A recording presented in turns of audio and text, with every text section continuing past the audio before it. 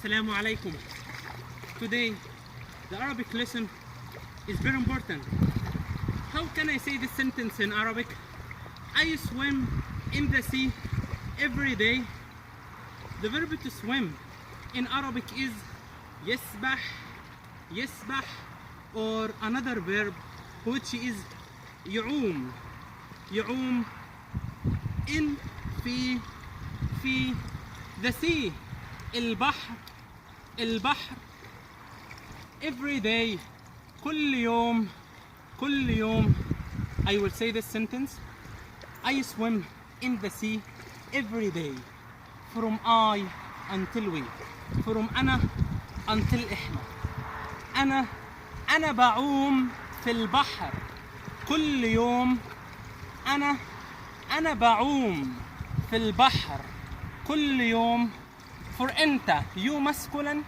أنت بتعوم في البحر كل يوم. For أنت you feminine. أنت بتعومي في البحر كل يوم. For أنتو you plural.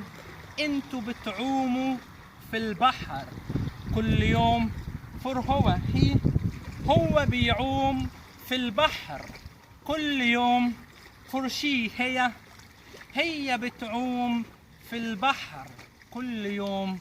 And for إحنا we. إحنا بنعوم في البحر كل يوم. I really hope you enjoy this Arabic lesson, and don't forget to subscribe to my YouTube channel and click like on my Facebook page Egyptian Arabic with Ali. علي جمال, هرجادة, Egypt. مع السلامة.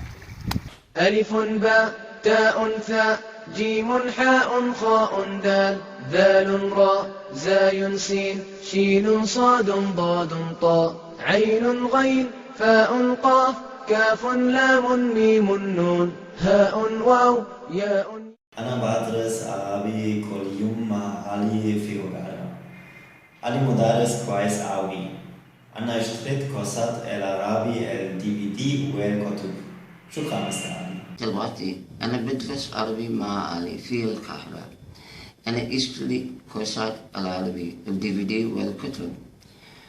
ودلوقتي أنا بتكلم عربي أحسن من قبل كده. شكرا مستر علي. من شهرين ما كنتش كويس في العربي، لكن بعد ما درست مع علي أنا بقيت كويس جدا في العربي.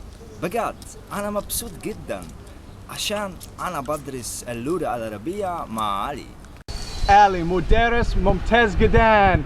كل واحد بيفتكر أن اللغة العربية صعبة أوي، لكن مع علي اللغة العربية سهلة أوي.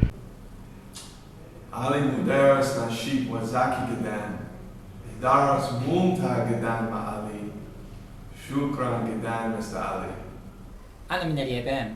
أنا مبسوط عشان بدرس عربي مع علي في القاهرة. بجد علي مدرس كويس أوي. إدارة سهل أوي مع علي. شكرا مستر علي. شكرا.